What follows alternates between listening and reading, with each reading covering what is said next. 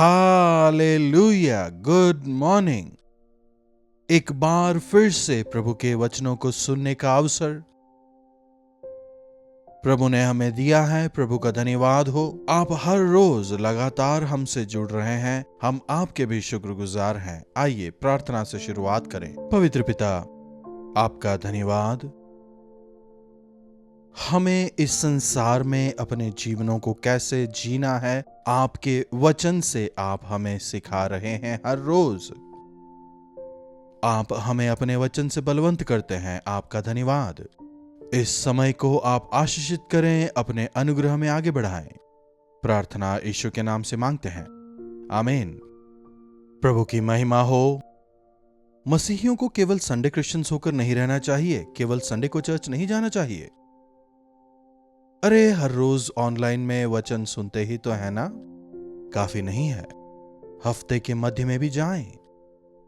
हफ्ता के मध्य में जो प्रार्थनाएं होती हैं, वेडनेसडे हो या फ्राइडे हो, जब भी हो प्रार्थना में जाएं। मिलकर प्रार्थना करने से हमारा विश्वास बढ़ता है। जी हां, प्रार्थना काफी प्रमुख है। जानते हैं बाइबल में प्रार्थना के विषय में कितनी सारी बातें लिखी गई हैं, कितनी सारी बातों को वहां पर दर्ज किया गया है हमारे लिए। प्रार्थना जो शब्द है करीब करीब 230 बार बाइबल में आया है। उतना ही नहीं, लोगों द्वारा की गई 85 प्रार्थनाओं के वर्णन को वहां हम पाते हैं। भजन संहिताओं में 60 भजन प्रार्थनाएं ही हैं।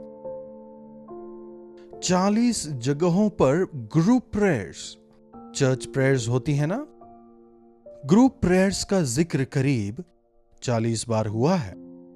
मतलब प्रार्थना हमारे जीवन में कितना आवश्यक है यहां नजर आता है। उतना ही नहीं, प्रार्थना करो और क्या प्रार्थना करना है इसका भी वर्णन वहां है। यीशु मसीह ने रात भर प्रार्थना की। रात भर उन्होंने क्या प्रार्थना किया इसका वर्णन हम वहां नहीं पाते। प्रार्थना परमेश्वर से बात करना है ना, खुली प्रार्थना है तो उसका जिक्र किया जा सकता है। लेकिन प्रभु एकांत में जाकर प्रार्थना करते हैं। लेकिन कम से कम एक बार प्रभु ने जो प्रार्थना की है उसके जिक्र को हम पाते हैं। यूहन्ना रचित सुसमाचार उसका 17वां अध्याय। बाद में आप पूरे अध्याय को पढ़िएगा। यीशु मसीह जब अपने पिता से प्रार्थना करते हैं, एक मनुष्य को परमेश्वर से कैसे मांगना है, उसे परमेश्वर से कैसे कहना है, परमेश्वर और हमारा संबंध क्या है, इन तमाम बातों को मनुष्य होकर आए प्रभु यीशु हमें सिखा रहे हैं। प्रार्थना करना सिखाया वो अलग बात है, लेकिन प्रार्थना के भागों को या अंशों को, प्रार्थना के सार को हमें देखना चाहिए। कई बार हमें लगता है हम प्रार्थना करते हैं, प्रभु के सामने जाना, प्रभु से कुछ मांगना, धन्यवाद धन्यवाद कहना, या फिर कुछ पदों का इस्तेमाल करना, या फिर एक रिवाज की तरह प्रार्थना करना। कुछ तो पुस्तकों को देखकर प्रार्थना करते हैं। यह तमाम बातें साधारण हो गई हैं। देखिए, परमेश्वर से संगति करना काफी आवश्यक है। बाइबल में विभिन्न तरह की प्रार्थनाओं का जिक्र है। किसी ने कहा बाइबल प्रार्थनाओं की पुस्तक है। केवल पवित्र नहीं, प्रार्थनाओं की पुस्तक है। बाइबल पढ़ने वाले प्रार्थना करना सीखते हैं। प्रार्थना आती है, प्रार्थना का तरीका उन्हें आता है। आपकी प्रार्थना कैसी है? क्या व्यक्तिगत प्रार्थना आप करते हैं? फैमिली प्रेयर है? क्या आप चर्च जाके प्रार्थना करते हैं? आपकी बात मुझे कैसे पता चलेगी? लाइव चैट पर आएं और हमें बताएं। ऑनलाइन प्रोग्राम्स को देखकर कई लोगों ने हमें बताया है कि उन्होंने प्रार्थना करना सीखा है, उसे आदत बनाया है। फैमिली प्रेयर्स करते हैं, बताते हैं। चर्च जाना शुरू किया है, बताते हैं। और आप थोड़े दिन करके रुक गए, या फिर क्रमानुसार प्रभु के सामने जाकर लगातार प्रभु के साथ संगति करते हुए जीवन बिताते हैं। प्रार्थना काफी प्रमुख बात है। प्रभु यीशु मसीह की प्रार्थना से कुछ बातों को हम यहां सीखेंगे, उस पर मनन करेंगे। प्रभु यीशु मसीह ने जो बात हमें यहां सिखाई है मुझे काफी पसंद है, हम सबों के लिए आवश्यक भी है। यूहन्ना 17 उसका 4। जो काम आपने मुझे करने को दिया था उसे पूरा करके मैंने पृथ्वी पर आपकी महिमा की है। काश हम भी ऐसा कहने पाएं तो कितना अच्छा होगा। इस संसार को छोड़कर जाने से पहले परमेश्वर ने जो कार्य हमें सौंपा है उसे पूरा करने की आशा हम में होनी चाहिए, मात्र प्रभु की सेवा करना नहीं। दरअसल हमारा जीवन ही सेवा है। वचन कहता है हमारा जीवन परमेश्वर की जीवित पत्रियां हैं। समझ रहे हैं?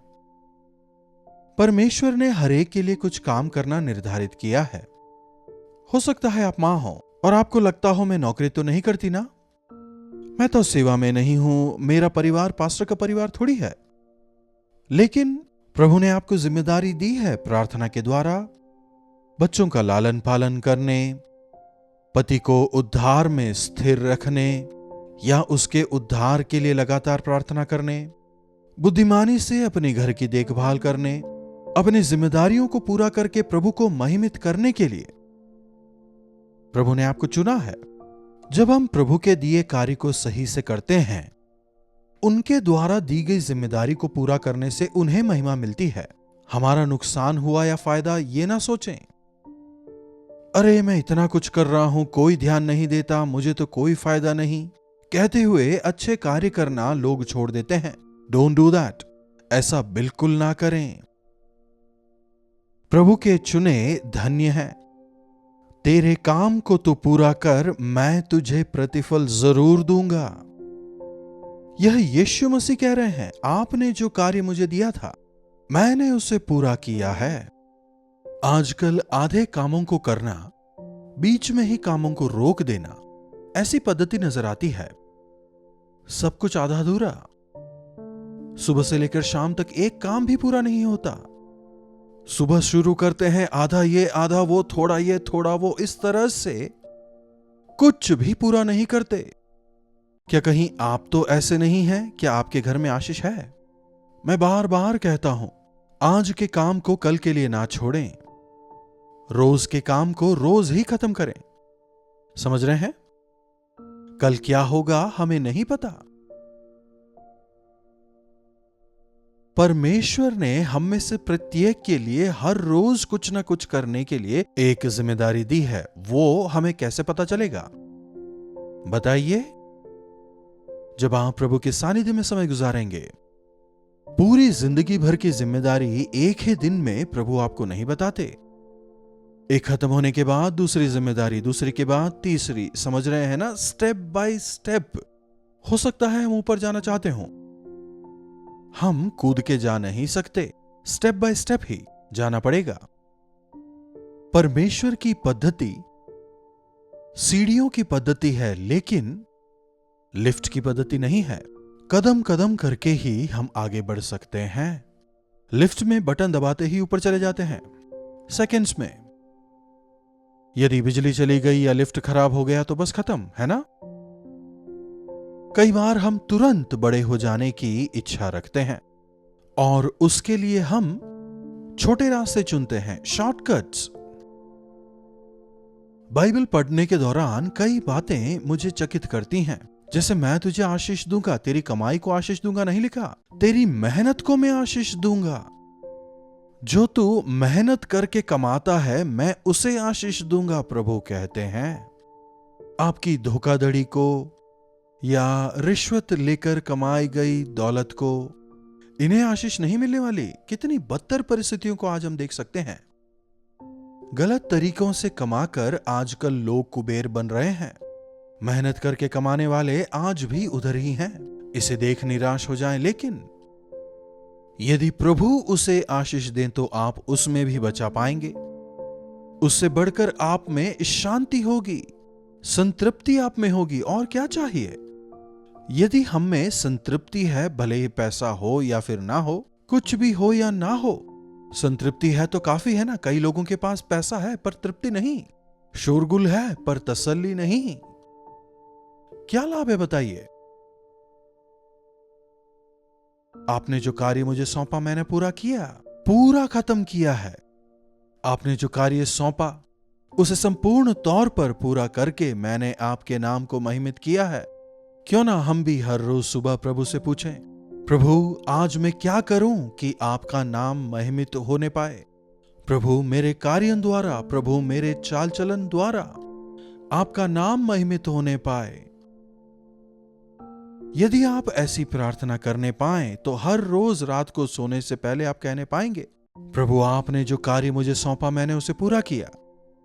यदि आप ऐसा कहने पाएंगे तो आराम से आपको नींद आएगी। दिन प्रतिदिन आप प्रभु में, उनकी महिमा में बढ़ते चले जाएंगे।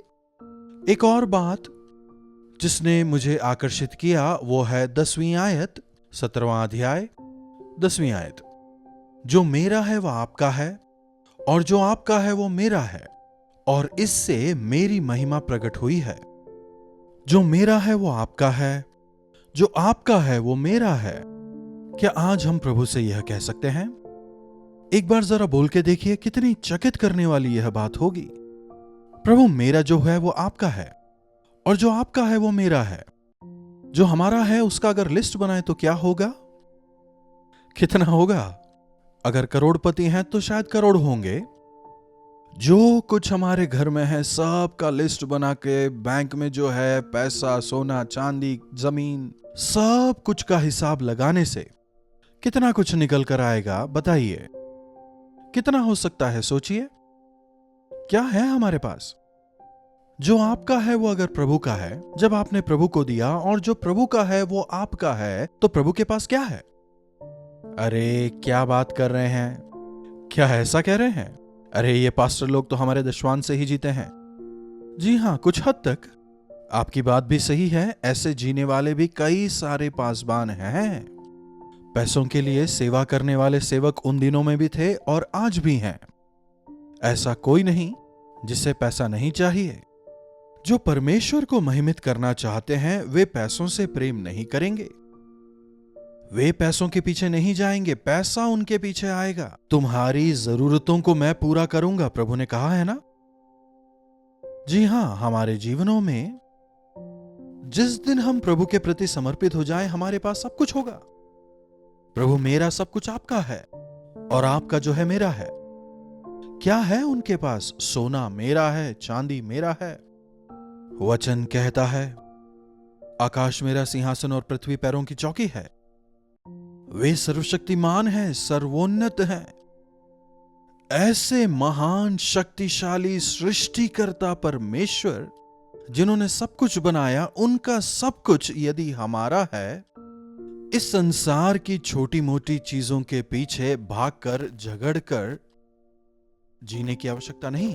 प्रार्थना मतलब प्रभु के पास जाकर प्रभु से कहना, प्रभु मेरी आशाएं, मेरी इच्छाएं, मेरी अभिलाषाएं, सब कुछ को मैं आपके हाथों में सौंपता हूं।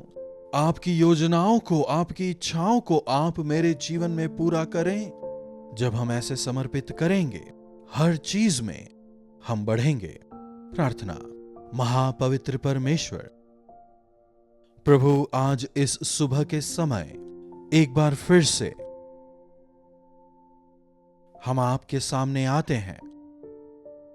सही ढंग से प्रार्थना करना हमें सिखाएं प्रभु। प्रार्थना की सामर्थ्य को देखने, समझने और अनुभव करने का मौका हमें दें। प्रार्थना के बारे में बोलना नहीं, लेकिन प्रार्थना करना हमें सिखाएं प्रभु। आपने जो जिम्मेदारी हमें दी है उसे पूरा करने का अनुग्रह हमें दें। हमारे पास कुछ नहीं कहकर हम दुखित ना हो, बल्कि हमारा सब कुछ आपका और आपका सब कुछ हमारा है, इस बात को समझते हुए जीने का अनुग्रह दें। हम जो किसी काम के नहीं थे, दरिद्र थे, हमें धनवान बनाने के लिए प्रभु आप दरिद्र बने। हमारे श्रापों को दूर करके नया जीवन देने वाले प्रभु मेरे साथ हैं। इस विश्वास के साथ जीने का अनुग्रह हमें दें प्रभु। प्रभु, आपके द्वारा दी गई जिम्मेदारी को पूरा करके आपके नाम को महिमित करने का अनुग्रह दें। आपके नाम के जीवित गवाह होकर जीने का अनुग्रह दें। प्रार्थना यीशु के नाम से मांगते हैं, आमीन। पिता परमेश्वर का प्रेम, प्रभु यीशु मसीह का अनुग्रह, पवित्र आत्मा की संगति और सहभागिता हम में से प्रत्येक के साथ सदा सर्वदा बनी रहे, आमीन। प्रभु की महिमा हो। अपने प्रार्थना विषयों को आप 9884907779 पर उन्हें भेजें। हम अवश्य आपसे सुनना चाहेंगे, आपके लिए प्रार्थना करना चाहेंगे। प्रभु आप सबको आशीष दें। कल्वरी दर्शन, ये है प्रेम के दर्शन, यीशु प्रेम के दर्शन।